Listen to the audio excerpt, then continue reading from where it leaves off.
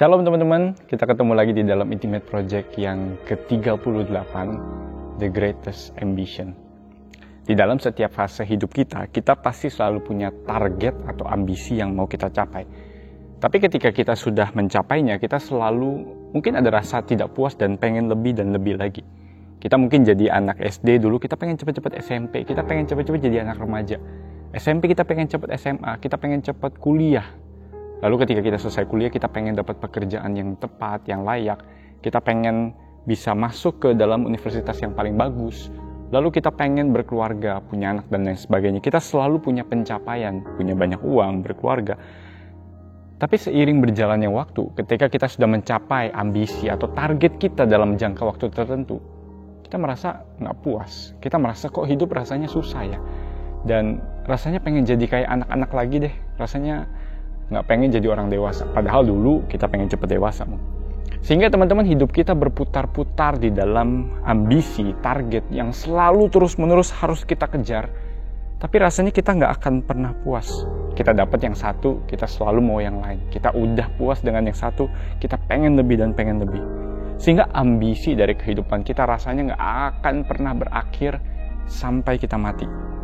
Dan rasanya nggak akan ada jaminan atau tanda-tanda bahwa kita akan puas kalau ambisi kita itu tercapai. Teman-teman, tapi di dunia seperti itulah kita sekarang hidup. Rasanya kita harus mencapai umur tertentu baru kita bisa dikatakan dewasa, sukses, atau dapetin apa yang kita mau. Tapi justru kehidupan kita sama Tuhan, uniknya justru berlaku sebaliknya. Bukan ketika kita dewasa, mencapai umur tertentu baru kita bisa puas, baru kita bisa jadi anak Tuhan yang hebat. Tetapi Alkitab bilang justru semakin dewasa rohani kita adalah justru semakin kita jadi kayak anak-anak. Teman-teman, Mazmur 131 ayat 1, ini adalah nyanyian ziarah Daud. Dan dia berkata, Tuhan, aku tidak tinggi hati dan aku tidak memandang dengan sombong. Aku tidak mengejar hal-hal yang terlalu besar atau hal-hal yang terlalu ajaib bagiku. Teman-teman, seorang pengkhotbah bernama Charles Spurgeon berkata bahwa Mazmur ini adalah salah satu Mazmur terpendek, tetapi sekaligus Mazmur yang paling sulit untuk dilakukan. Kenapa? Karena pemazmur di dalam, ketika dia sedang menulis Mazmur ini, mungkin dia sedang dalam kondisi yang nyaman. Segala cita-citanya tercapai, ambisinya mungkin tercapai, dia sudah mencapai apa yang dia mau. Hidupnya aman, mapan, nyaman. Mungkin secara ekonomi cukup, karir bagus, ataupun keluarga sejahtera. Pemazmur bisa dibilang sudah mendapatkan ambisi yang engkau dan saya mungkin setiap waktu kejar. Kita belajar supaya kita bisa kerja yang bagus, kuliah supaya bisa kerja, berkeluarga, punya uang, beli banyak barang dan lain sebagainya. Tapi di tengah kenyamanan hidup seorang pemazmur, dia berkata, Tuhan, aku tidak tinggi hati, aku tidak memandang dengan sombong atau mengejar hal-hal yang terlalu besar. Teman-teman, kenapa? Karena dia sadar ketika dia sudah mendapatkan semuanya itu, ambisi pribadi dia, target terbesar dia bukan dapetin itu semua. Dia nggak menjadikan itu alasan, lihat deh apa yang gue udah capai, lihat deh semua penghargaan gue, lihat deh segala apa yang gue punya. Teman-teman, bayangin ada orang misalnya punya uang banyak, pinter, terkenal, tapi dia bilang itu nggak ada apa-apanya. Rasanya mungkin keselin, bukan? Tapi itulah yang pemazmur rasakan. Pemazmur memberikan gambaran, teman-teman, ambisi dia terbesar dalam hidup bukanlah mendapatkan banyak hal, berjuang, berusaha mengejar pencapaian demi pencapaian. Bukan. Ambisi terbesarnya ada di ayat yang kedua. Sesungguhnya aku telah menenangkan dan mendiamkan jiwaku seperti anak yang disapih berbaring dekat ibunya. Ya, seperti anak yang disapih jiwaku dalam diriku. Ambisi terbesar dari seorang pemazmur bukan soal jadi sukses, bukan soal menjadi orang yang hebat, tetapi soal jadi bayi, jadi anak-anak. Kenapa? Teman-teman, anak yang disapih itu anak yang udah melewati tahap menyusui dari ibunya. Jadi di tahap itu biasanya ibunya akan sudah mulai mengurangi ASI yang diberikan, dan dia mulai akan ada tahap di mana anak itu merengek, dia minta susu seperti dulu. Tapi ada perlahan-lahan waktu di mana dia mulai dilepaskan dari ASI itu. Dan pemazmur merasakan dia sudah melewati tahap merengek, melewati tahap meminta-minta, melewati tahap gak puas. Sekarang dia berbaring dekat ibunya, dia gak minta-minta lagi, dia gak merengek-merengek lagi, dia ngejar apa-apa lagi. Dia bilang, seperti anak yang disapi berbaring dekat ibunya, demikianlah jiwaku di dalam diriku. Hanya berbaring dekat ibunya itu cukup baginya. Dan itulah sebetulnya gambaran kehidupan engkau dan saya sama Tuhan. Bisa bayangkan indahnya ayat 2 ini? Pemazmur gak perlu kejar-kejar apa-apa lagi. Gak perlu jadi siapa-siapa lagi supaya dikenal orang, dipandang hebat. Cukup tenang, diam, dekat dengan ibunya.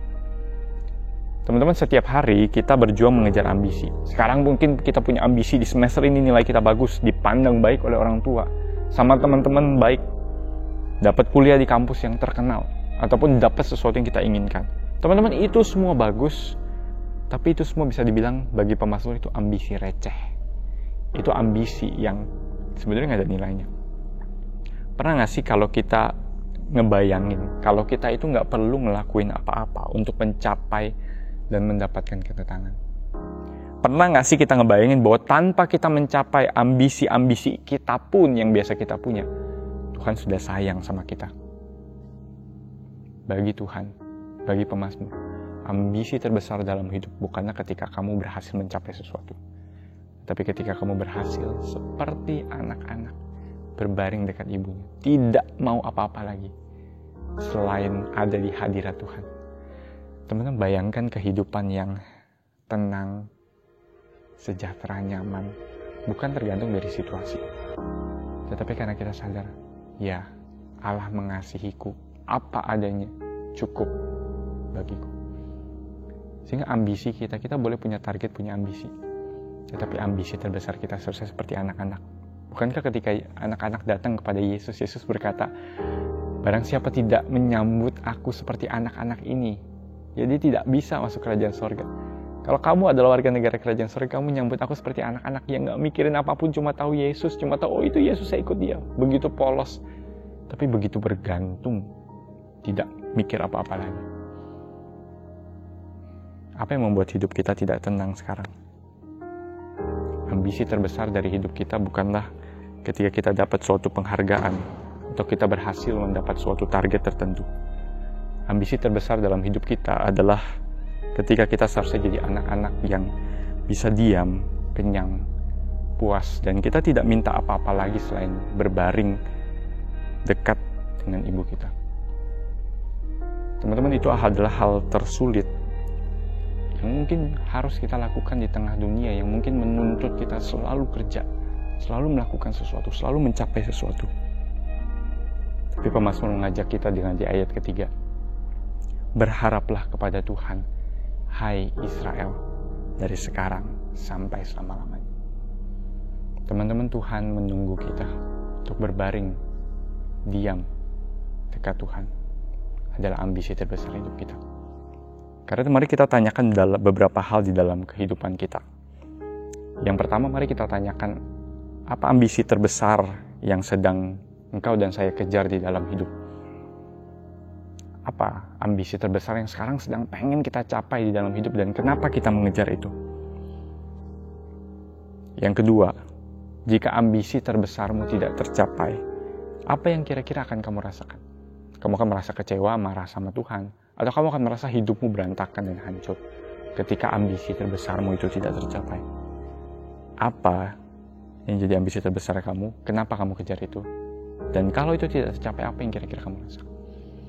Dan yang terakhir, mari kita coba resapi kembali, ulang kembali ayat Mazmur ini. Hanya ayat yang kedua. Baca secara perlahan. Sesungguhnya aku telah menenangkan dan mendiamkan jiwaku, seperti anak yang disapi berbaring dekat dengan ibunya. Ya, seperti anak yang disapi jiwaku dalam diriku. Coba ulang ayat ini. Dan coba resapi kira-kira apa yang ingin disampaikan pemazmur dan apa yang engkau bayangkan dan rasakan di dalam hidup. Dan apa yang Tuhan mau kita lakukan. Mungkin Tuhan mau kita berdiam dekat Dia. Apapun yang kau rasakan sekarang, Tuhan menunggu kita. Menunggu kita berbaring di dekat Dia. Ambisi terbesar dalam hidup kita. Jangan lupa untuk saat teduh dari bahan yang sudah disediakan dan Tuhan menolong kita dalam masa-masa seperti ini. God bless you all. Bye-bye.